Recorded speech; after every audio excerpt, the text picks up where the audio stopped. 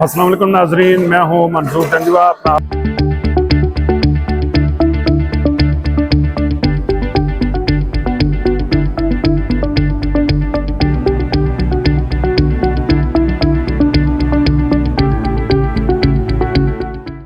हफ्तावार programme शांजिली से लेके हाजिर खिदमत हूँ। आप मेरे को होस्ट हैं साहबजादा अतीकुर रहमान। पाकिस्तान से तशरीफ़ लाए हैं हमारे नहायत ही मुअज़्ज़ज़ मेहमान, overseas chairman overseas Pakistani foundation जनाब सैयद कमर रज़ा साहब, जिन्हें लंदन से हुकूमत ने पहली मरतबा किसी ओवरसीज़ पाकिस्तानी को इस काम के लिए चुना है और उन्हें OPF का चेयरमैन बनाया है। तो उनको हम टेरेस में खुशामदीद कहते हैं। आइए उनसे बात करते हैं। अस्सलाम वालेकुम सर। वालेकुम। आप कैसे हैं सर? अल्लाह का शुक्र, आप सुनाएं। अल्लाह का एहसान। सर, एक तो ये खुशी हुई है कि आप हम ही में से हैं। बिल्कुल। बहुत सारे मसाइल का जो हमें सामना करना पड़ता है वो आपको भी करना पड़ता रहा होगा, अब शायद ना हो। नहीं, अभी भी है, उस वक्त भी था जी। तो इसलिए ये खुशी है कि कम से कम हमारा जो मसला जो नंबर 1 था कि ऐसा बंदा ऊपर आए जिसको पता हो कि हमारे मसाइल क्या है। जी तो हम तो करते हैं कि इससे बेहतरी आएगी इंशाल्लाह। तो एक तो सर थोड़ा सा आप इसका इंट्रोडक्शन करा दें कि कितने एक बंदे इसमें काम करते हैं। देखिए, ये OPF का इदारा जो है ये 1979 में बना है और इसमें कोई 2,500 के करीब लोग काम कर रहे हैं। और ओवरसीज पाकिस्तानियों की सहूलत के लिए इसके पास 20 स्कूल हैं जी, 7 कॉलेजेस हैं जी, और कोई 13 के करीब हाउसिंग सोसाइटीज़ हैं। और मेन काम हमारा वेलफेयर है ओवरसीज पाकिस्तानी जी। तो उसमें जो भी लोग पाकिस्तान से वर्क वीज़ा पे बाहर जाते हैं, जब वीज़ा उनका प्रोटेक्ट होता है तो वो इसके मेंबर बनते हैं। और उनके जॉब पे जो उनके मसाइल हैं, अगर उनको कोई मसला पेश आता है अपने एम्प्लॉयर से तो हम स्टेप इन होते हैं, उसमें OPF स्टेप इन होता है। जी, जी। अगर खुदा न खासा उनका कोई हादसा होता है तो हम उनकी मदद के लिए स्टेप इन होते हैं। और खुदा न खासा अगर कोई किसी की जान चली जाती है, किसी का इंतकाल हो जाता है, तो तब भी हम उसकी मदद के लिए मौजूद होते हैं। इसके अलावा एयरपोर्ट से एम्बुलेंस के ज़रिए अगर कोई ज़ख्मी है या खुदा न खासा कोई फौत हो गया तो उसको एयरपोर्ट से घर तक की सहूलत हम देते हैं। और 24/7 हेल्पलाइन है। जो ओवरसीज़ को मसाइल होते हैं, अगर वो OPF से रिज्यूम करते हैं तो वो उनके मसाइल पहले तो हम उस महकमे से डायरेक्ट डील करते हैं। और अगर खुदा न खासा डिले होता है तो जो प्राइम मिनिस्टर के ग्रीवेंसेस सेल है उसके ज़रिए हम फिर कोशिश करते हैं कि ओवरसीज़ का मसला हल हो। और आज दिन तक कोई 45,000 से ज़्यादा मसाइल जो है ओवरसीज़ ने अपने शेयर किए हैं और 81% सक्सेसफुल रहे हैं। अच्छा, मुझे ये बताइए कि हुकूमत की फंडिंग है इसमें या ओवरसीज पाकिस्तानियों का जो वेलफेयर का फंड है वो यूज होता है? क्या है तरीकाकार इसमें? जो लोग भी वीज़ा प्रोटेक्ट करवा के जाते हैं पाकिस्तान से बाहर जी, उसके से जो फीस आती है उसमें से 4,000 रुपए वो OPF को आते हैं जी। तो वो इसकी आमदन का जरिया है, बस। इसके अलावा हुकूमत से कोई एड नहीं? से कोई एड नहीं। अच्छा, मैं ये जानना चाहूंगा कि आपने बताया कि तकरीबन 2500 के करीब लोग इसमें हैं। हमारे 5-6 ऐसे एयरपोर्ट्स हैं जिनमें इंटरनेशनल फ्लाइट्स उतरती हैं। कहीं उस पर ऐसा कोई सिस्टम नहीं हो सकता कि 24/7 वहाँ पे कोई एक बंदा हो OPF का? क्योंकि हमारा मसला तो वहां से शुरू होता है, आपको भी पता है। एयरपोर्ट से मसाइल शुरू होते हैं और घर पहुंचने तक जारी रहते हैं। तो अगर कोई ऐसा हल आपकी नजर में हो कि 5 एयरपोर्ट पे कितने बंदे हमें चाहिए होंगे? एयरपोर्ट पे हमारे OPF के काउंटर्स मौजूद हैं जी। और जो बाकी डिपार्टमेंट है उनके काउंटर्स भी एक जगह पे बने हुए हैं जी। और उनको सुपरवाइज ओवरसीज पाकिस्तान फाउंडेशन करती है। तो ये ऑलरेडी हमारे काउंटर्स मौजूद हैं। और जो ओवरसीज को अगर कोई मसला दरपेश है, आप किसी भी इंटरनेशनल एयरपोर्ट पे जाएंगे पाकिस्तान में तो OPF का काउंटर मौजूद है। इफेक्टिव काउंटर या सिर्फ इफेक्टिव है? अभी मैं रिसेंटली मैंने चार्ज लिया और इस्लामाबाद एयरपोर्ट मैंने खुद विजिट किया है। और यकीन जाने में कुछ 26 के करीब पैसेंजर्स जो डिपार्चर लॉन्ज में जहाज के इंतजार में बैठे हुए थे और मैं डिफरेंट लोगों से मिला हूँ, उनसे पूछा है, इस्लामाबाद की हद तक काफी हद तक दुरुस्ती है जी। वो तो वैसे भी लाहौर में इश्यूज है, सियालकोट में है, मुल्तान में है, कराची में है। तो ये अभी रिसेंटली मैंने एक मेगा प्लान तैयार कर रहे हैं तमाम एयरपोर्ट्स के लिए। तो इंशाल्लाह आप देखेंगे, आपको इफेक्टिव प्रेजेंस नजर आएगी इंशाल्लाह। यहाँ पे आपने देखा होगा, अमेरिका भी गए हैं, UK में भी PIA का बहुत सारा इशू लोगों ने कहा है कि जी हमें ये मसला है और यकीनन एक बहुत बड़ा मसला है जी। क्या कभी आपने सोचा है कि OPF के प्लेटफॉर्म पे कोई ऐसा फंड क्रिएट किया जाए जो इन्वेस्टर्स हैं इनको कहा लीज पे ये तो त्यारे लेने हैं, 3-4 त्यारों से मेरा ख्याल में काम चल सकता है। तो ऐसा फंड नहीं कायम हो सकता कि यही लोग अपनी फंडिंग करें तो लीज पे त्यारे लेके इसको चलाया जाए हुकूमत की मदद से। क्योंकि मदद तो फिर भी चाहिए जी, क्योंकि ये ओके नहीं करता तो रूट्स नहीं मिलेंगे। ये बहुत अच्छा सवाल आपने किया। देखें, बहुत पहले एक मंसूबा था कि ओपीएफ अपनी एयरलाइन चलाएगा।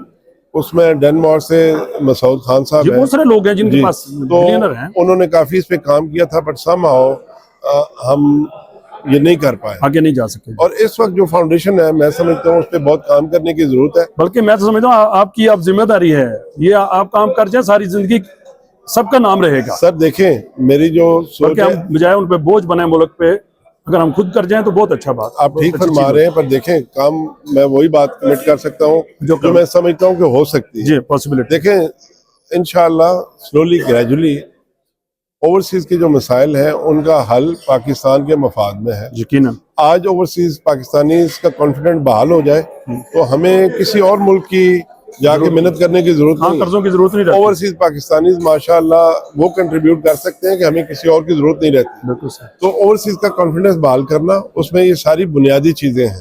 मैं ये समझता हूँ कि आपने देखा कि अभी एक कानून पास हुआ है, जी, ये शुरुआत है। जी, ये शुरुआत है, और आगे आप देखें इंशाल्लाह अल्लाह मेहरबानी करेगा। एक और चीज जो मैं कहना चाहता हूँ जो बहुत जरूरी है, अगर ओवरसीज पाकिस्तानीज को पार्लियामेंट में प्रोपोर्शनल रिप्रेजेंटेशन दी जाए, मेरा अगला सवाल यही था। आपके नुमाइंदे वहाँ बैठे होंगे ना सर, तो ये जो आप बातें कर रहे हैं ये सारी वही करेंगे। मैं अभी तंजिया बात नहीं कर रहा हूँ, please don't take me wrong. आप ओपीएफ आपने देख ही लिया, आपके सामने उसका हुजम साइज आपके सामने है। आप फौजी फाउंडेशन देखें, वो तो खैर बहुत 7 लाख फौज है, और फौजी फाउंडेशन के पास बैंक भी है, सारा कुछ है उसमें, ठीक है, बजट भी है। और यहाँ पर उन्होंने मेहनत की है, काम किया है। हमें ये तासर बिल्कुल नहीं देना चाहिए कि देखें जी उन्होंने ये कर लिया। उन्होंने मेहनत की, काम किया है, हमने नहीं किया है। सही। आज इसीलिए मैं कह रहा हूँ कि हम सब इकट्ठे हों, कुछ भी ना करें, पैसे नहीं मांग रहा, हाँ, कम से कम सिर्फ इखलाकी मदद मांग रहा हूँ आपसे, आप सब इत्तेहाद करें, इकट्ठे हो जाएं। कोई वजह नहीं है, कोई वजह नहीं है कि हमारी एयरलाइन भी होगी, हमारी शुगर मिलें भी होंगी, हमारी फर्टिलाइजर फैक्ट्रीज भी होंगी, हमारे बैंक्स भी होंगे, सारी चीजें होंगी। अच्छा, मुझे ये बताइए कि यहाँ पे 2 या 2.5 या 3% पे या 4% मैक्सिमम बैंक्स देते हैं, दूसरी तरफ हमारा जो रोशन डिजिटल अकाउंट है 7-8% भी दे रहा है जी। उतने पैसे नहीं गए जितने जाने चाहिए। क्या आप समझते हैं कि मसला क्या है, हमारा अभी इत्मीनान नहीं हुआ ओवरसीज पाकिस्तानियों का, या क्या इशू समझते? देखिए, पैसे हमने यहाँ पे रखे हैं, वहाँ पे भी रख सकते हैं। रोशन डिजिटल अकाउंट जो है, आप ठीक फरमा रहे हैं। मेरे ख्याल में, मैं फिर रिपीट करूंगा, हमें ओवरसीज का कॉन्फिडेंस बहाल करने की जरूरत है। एक दफा उनको ये सिक्योरिटी देने की जरूरत है कि उनकी जायदादें, उनके पैसे सब सिक्योर है। आपने देखा होगा कर्ज उतारो मुल्क संवारो स्कीम आई, आपके सामने ओवरसीज पाकिस्तानी के पैसे पड़े थे वहाँ पे, फॉरेन करेंसी अकाउंट फ्रीज हो गए। तो मैं समझता हूँ कि ठीक है, वो वक्त की जरूरत होगी, मगर उससे लोगों के कॉन्फिडेंस है वो शटर हुआ है। तो अब मैं समझता हूँ कि हमें एक दफा ओवरसीज का कॉन्फिडेंस बहाल करने की शिद्दत से जरूरत है। अगर ये बहाल होता है, और जो कि मैं यकीन कर रहा हूँ, जिस तरह के हालात में देख रहा हूँ, हुकूमत इस सोच के साथ है कि ओवरसीज के मसाइल को हल किया जाए। इसीलिए मैं ये एक एडवाइजरी काउंसिल, एक वाइडर लेवल के एडवाइजरी काउंसिल पे काम कर रहा हूँ। ये अच्छी शोहरत के अच्छे साफ सुथरे लोग अगर हम ओवरसीज की नुमाइंदगी करें, क्योंकि 12 मिलियन खुद तो जाके नहीं बैठ सकते, अगर उनकी नुमाइंदगी करते हुए 200 से 300 लोग अगर उनकी नुमाइंदगी कर रहे हो, तो ये एक मुमकिन सोल्यूशन है। और जब आप अच्छी शोहरत के 300 लोग ओवरसीज की नुमाइंदगी करते हुए इकट्ठे होंगे, तो मेरे ख्याल में उनको रेजिस्ट करना इतना आसान नहीं होगा। मुश्किल काम। अच्छा, ये मुझे बताइए कि मियां नवाज शरीफ साहब के दौर में ग्रीन चैनल था, अभी भी लिखा वहाँ पे होता है, लेकिन उस तरह से जिस तरह उस वक्त उस पे इम्प्लीमेंट होता था आज नहीं है, क्योंकि वहाँ पे खड़े होते हैं जो कस्टम वाले, हर बंदे को कहते हैं यहाँ से जी गुजरें, यहाँ से किसी को उस तरफ से गुजरने नहीं देते। इसके लिए कुछ काम को करने की जरूरत आप समझते हैं? देखिए जी, आप यूके में आ जाए, यूरोप में आ जाए, अमेरिका चले जाए, तो आपको ग्रीन रेड चैनल से गुजरना ही पड़ता है। जी। ग्रीन चैनल से गुजरने का मकसद स्कैनर वहां भी लगे हुए। जी। स्पॉट चेकिंग भी हो सकती है वहां पे। अगर आपके पास कोई डिक्लेरेशन की चीज है तो आप डिक्लेयर करें। तो जो बात आप कर रहे हैं इस्लामाबाद की आज तक तो काफी बेहतरी है, बहुत बेहतर है जी। वहाँ पे ये मसला मैंने अभी आपसे रिक्वेस्ट की है कि हम इंशाल्लाह मेगा किस्म के रिफॉर्म्स कर रहे हैं with full authority and conviction, तो इंशाल्लाह आप रिजल्ट देखेंगे इसका। इस्लामाबाद का और लाहौर का जो फर्क मैंने देखा या दूसरे एयरपोर्ट्स का, स्कैनर्स इस्लामाबाद में पीछे लगे हुए हैं, यहाँ पे सामने लगाए हुए हैं। ये कमाई का जरिया है, जो पीछे से अगर कोई चीज आपको नजर आती है कि गलत है, शराब है, ड्रग है, XYZ कुछ भी है, उसको वो पॉइंट आउट करके पकड़ सकते हैं। लेकिन यहाँ पे अब बंदों को सिर्फ जलील करना मकसद है, तो ये स्कैनर्स पीछे नहीं जाने चाहिए।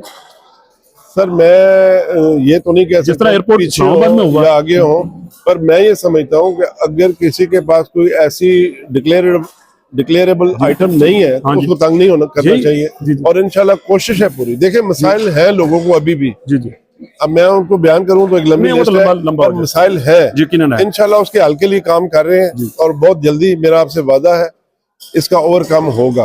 और अगर मैं फेल होता हूँ, अपने आप को नजर आया ना, तो कम से कम मैं आपको बता के छोड़ के आऊंगा वापस। अल्लाह करेगा आप कामयाब होंगे। अच्छा, ये मुझे बताइए कि बैंक्स में भी हमारे कुछ मसाइल हैं, लोगों के जिनके 3-3, 4-4 अकाउंट्स हैं, पाउंड में है, यूरो में है, डॉलर में है और पाकिस्तानी करेंसी में भी है।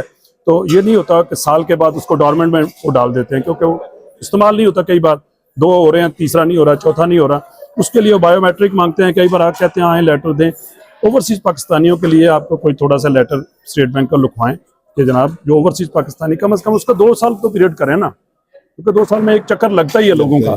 तो जो हर साल जाके अगर आप चेक भेजते हैं वो ब्लॉक हो गया क्योंकि जी वो गवर्नमेंट में चला गया। आपने की है, इससे हम खुद भी गुजर चुके हैं। जी जी, मेरे छोटे भाई ये मसाइल हुए हैं, ये मसाइल है जी।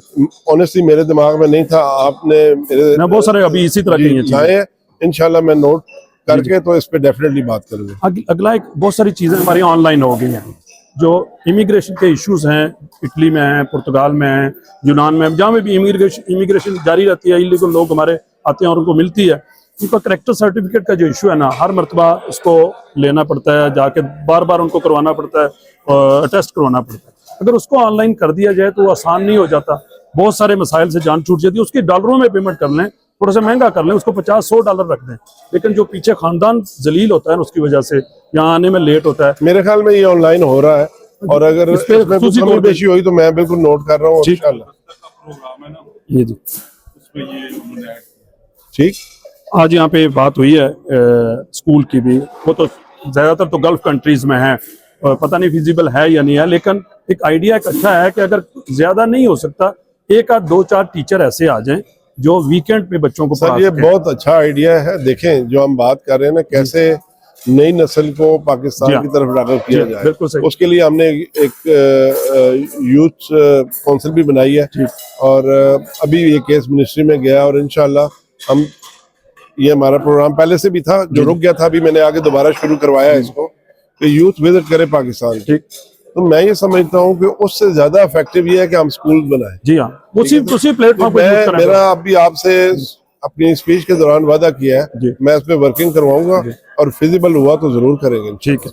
अच्छा, एक और चीज मैं जो समझता हूँ ना जी, हमारे पास अब नौजवानों, पढ़े लिखे नौजवानों की कमी नहीं है, और बल्कि कम पढ़े लिखों की भी कमी नहीं है, बेरोजगारों की एक लाइन लगी हुई है, लेकिन हमारे पास स्किल्ड लेबर और स्किल्ड वर्कर जो है ना, वो नहीं उस तरह से तैयार हो। क्या OPF के प्लेटफॉर्म पे कोई ऐसा चीज गवर्नमेंट से रिक्वेस्ट की जा सकती है कि हमें बताएं जी, फ्रांस में ये चाहिए, फलां जगह ये चाहिए, क्योंकि सफारत खानों के पास तो है कि किस मुल्क को क्या चीज चाहिए, तो हम कुछ स्किल्ड ये बहुत इम्पोर्टेंट बात आपने की है। ऑलरेडी इन चीजों पे काम हो रहा है, और ये हमारे पार्टनर ऐसे इदारे हैं जो ट्रेनिंग का काम करते हैं। बट जो आप बात कर रहे हैं, मैं आपको सेकंड करता हूँ, इस ट्रेनिंग पे, स्किल लेबर पे हमें एक्सटेंसिवली काम करने की जरूरत है, और इंशाल्लाह ये मेरे प्रोग्राम में भी शामिल है कि हम अपनी सर्टिफिकेशन को इम्प्रूव करें, हम अपनी स्किल जो नॉलेज है इसको इम्प्रूव करें, और इसकी सर्टिफिकेशन को बेहतर करें, ताकि लोग हम पे ट्रस्ट करें और हमारा स्किल लेबर जो है ना वो जाए वहाँ पे अपना रिजल्ट दे।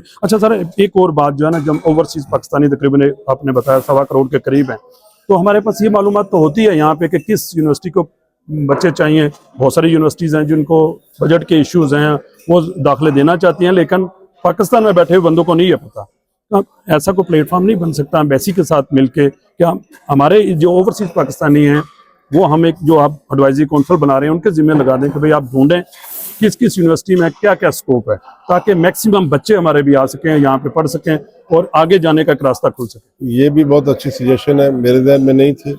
इसके लिए भी OPF कोई इंशाल्लाह जी मैं समझता हूँ कि क्योंकि आप आए हैं इसलिए ये सवाल हो रहे हैं, कोई और होता तो शायद ये करने वाली बात क्रिएट करते हैं इसके लिए, इस तरह ताकि लोगों को सहूलत हो। जी उधर भी हम लोगों को पूछते हैं, हमें कहते हैं जी हमें बताएं कि इस यूनिवर्सिटी में दाखिला बच्चा कराएं, हमें कुछ पता नहीं होता, लेकिन अगर एक प्लेटफॉर्म बनाओ तो फिर उससे बहुत अच्छा उससे रिजल्ट आ सकता है। अच्छा सर, एक और चीज़ें जो नुमाइंदगी की आपने बात की है कौमी असेंबली में, 1.25 करोड़ बंदों का तो वैसे भी 12-13 नुमाइंदे बनते हैं जी। तो कोई बिल भी मेरे ख्याल में कोई डिस्कशन में रहा है। मेरी बैरिस्टर अमजद मलिक साहब से इंटरव्यू हुआ था तो वो कह रहे थे कि हमारे कंसिडरेशन में है, गवर्नमेंट के सोच में है कोई चीज़। अगर कोई इस तरह का बिल आप प्रपोजल बनाते हैं तो दें, क्योंकि ये गवर्नमेंट तो इसी फेवर में है।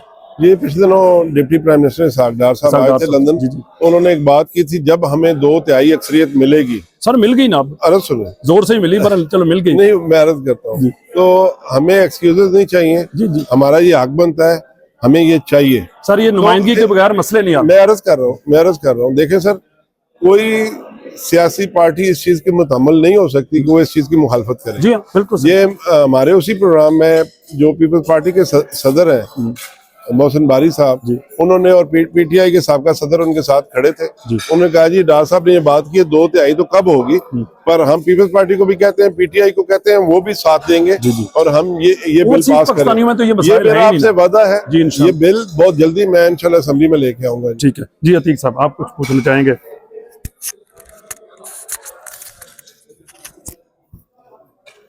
सर गुज़िश्ता कई सालों से सफारत खाने पाकिस्तान जो है मुख्तलिफ ममालिक में उनका जो बिहेवियर है बहुत अच्छा हो गया है, सर्विस भी बहुत अच्छी हो गई है।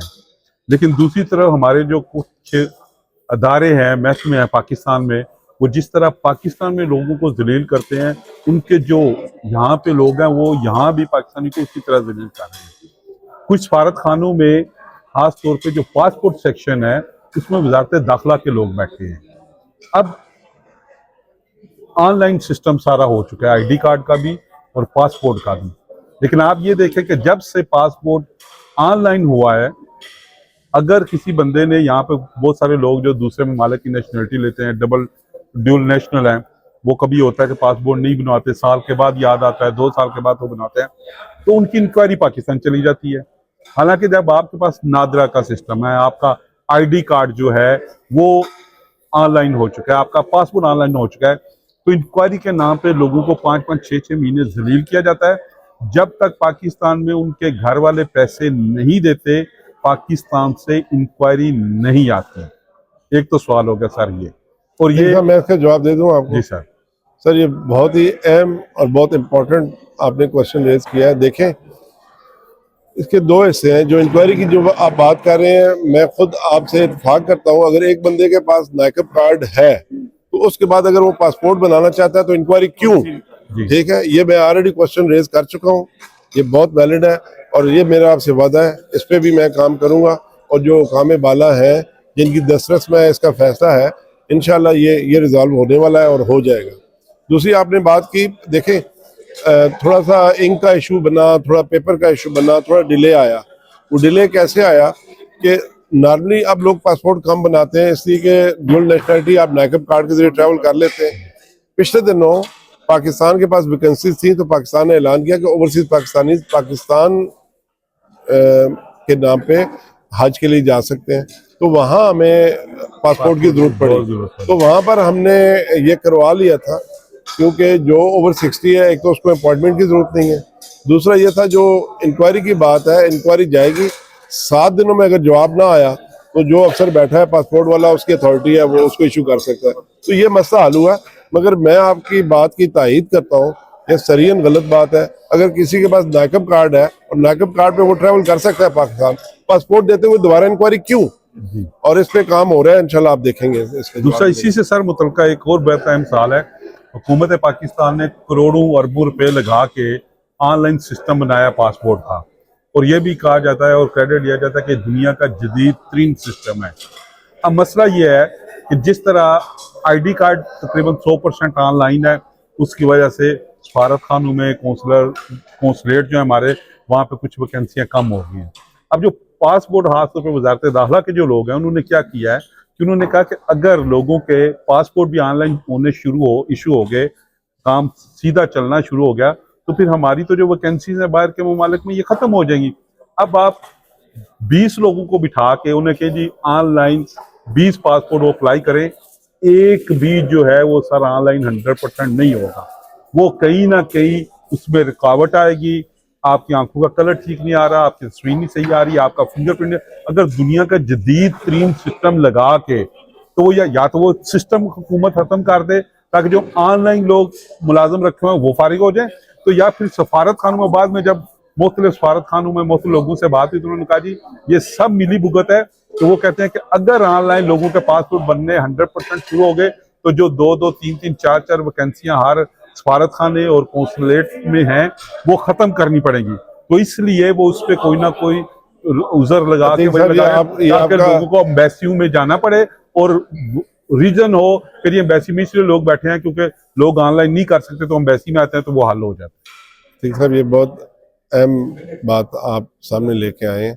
मैं बिल्कुल मोहसिन नकवी साहब को गुज़ार भी करूंगा और टेस्ट केस भी करूंगा इस पर, फिर मैं उनको प्रैक्टिकल बताऊंगा कि आप देख लें कि ये सूरत है। तो इंशाल्लाह ये भी एक वैलिड क्वेश्चन है, इंशाल्लाह इसका भी हल होगा। अच्छा सर, ये जो नई गवर्नमेंट आई है शहबाज शरीफ साहब की और डिप्टी प्राइम मिनिस्टर हैं साद डार साहब, वो तो यहाँ रह के भी गए हैं, बड़े मसाइल को जानते हैं, यूके के और यूरोपियन जो लोग रह रहे हैं। इस गवर्नमेंट से आपको कुछ ज्यादा तवक्को समझते हैं मुस्लिम लीग नून की ये जो गवर्नमेंट है कि ओवरसीज के मसाइल को हल करेगी? देखें जी, गवर्नमेंट इस वक्त डिटर्मिन नजर आती है और मेरे सोच के मुताबिक कोई हल भी नहीं है। ओवरसीज का कॉन्फिडेंस बहाल करना, अगर आप पाकिस्तान की मैशत को इम्प्रूव करना चाहते हैं तो ओवरसीज का कॉन्फिडेंस बहाल करना पड़ेगा आपको। और मैं समझता हूँ गवर्नमेंट इस वक्त इस मूड में है और पुरज़्म में ओवरसीज के इश्यूज को एड्रेस किया जाए और बहुत जल्द आप देखेंगे, ज़्यादा दूर की बात नहीं कर रहा हूँ, आप देखेंगे जो ओवरसीज के इश्यूज हैं वो प्रायोरिटी बेस पे हल होंगे इंशाल्लाह। अच्छा, आप क्या समझते हैं ओवरसीज हमारे जो एतमाद को बहाल करने के कौन से 3-4 ऐसी चीज़ें हैं जो गवर्नमेंट करे तो आप समझते हैं कि अब लोगों का एतमाद बहाल हो सकता है? देखें जी, चीज़ें हमारी प्रॉपर्टीज़ की, हमारे बिजनेसेस की प्रोटेक्शन सिक्योर हो। जैसे अभी आपने बिल पास होते हुए देखा है, स्पेशल कोर्ट्स, स्पेशल ट्रायल हो, ठीक है, स्पीडी ट्रायल हो और मेरिट पे चीज़ें हो और जो रेड टेप है ये बिल्कुल ख़त्म हो। आप यूके में कंपनी खोलें तो घंटे की बात है, पाकिस्तान में कंपनी खोलें तो हफ्ते लगते हैं उसमें, ठीक है। तो ये जो रास्ते में रुकावट है, बैंक अकाउंट हो गया, बैंक की जो मदद है बिजनेसमैनों के लिए, इस तरह की चीज़ें जो है वो जब एक दफ़ा लोगों को मैसेज देना है कि पाकिस्तान उनका मुल्क है, उनके लिए सेफ है और जो उनके मसाइल है वो स्टेट ऑफ पाकिस्तान के मसाइल है, इस तरह से उनको प्रोटेक्शन दी जाएगी तो मैं समझता हूँ ओवरसीज का एतमाद बहाल होगा। मैं यकीन जाने थ्रू आउट ओवरसीज में घूम रहा हूँ, जितना ओवरसीज को प्यार है अपने मुल्क के साथ शायद ही किसी को हो। आज आपका फंक्शन आज का ही देख लें, एक OPF का चेयरमैन BOG का यहाँ आया है, तो आप ये देखें किस तादाद में और लोगों से चेहरे भी शॉर्ट नोटिस पे इकट्ठे हुए हैं, किस तरह से उन्होंने खर्चा किया है, इतने लोगों को बहुत जो है ना अकोमोडेट किया, वेलकम किया, सबको और अच्छा खाना दिया गया, किस अंदाज में उन्होंने वेलकम किया है। तो मैं ये समझता हूँ सर, और मैं जहाँ भी गया हूँ मैंने इनकी आंखों में, इनके दिलों में प्यार देखा है और मैं ये समझता हूँ कि ये बहुत ज़रूरी है और मेरी ये ड्यूटी है, जो बातें आप मुझसे कर रहे हैं ये मैं इनको राइट जगह पे पहुँचाऊँ, उनको सेंसिटाइज करूँ और बार बार वो मानते हैं इस बात को, ओवरसीज की अहमियत को, और हमारा काम है हम उन्हें हर वक्त होशियार रखें, जगाते रखें ताकि जो ओवरसीज के मसले हैं वो हल हो। और पाकिस्तान भी हमारा मुल्क है।